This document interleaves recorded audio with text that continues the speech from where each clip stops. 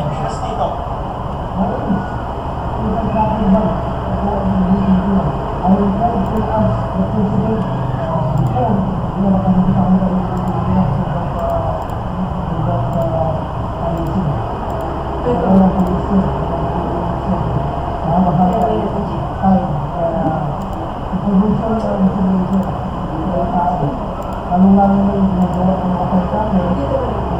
Pumasok!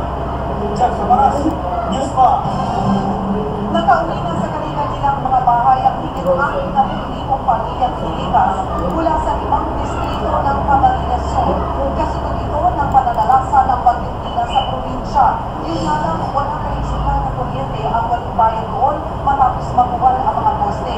Ngayon pa lang nagsimula ang clearing operations ng Camarines Sur Electric Cooperative o Kasurito at nagtukal na pamahalaan dahil na rin sa kakulangan ng tao.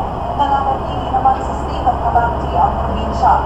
Tuloy naman ang paghahati ng tulong ng lokal na pamahalaan sa mga apektadong pamilya.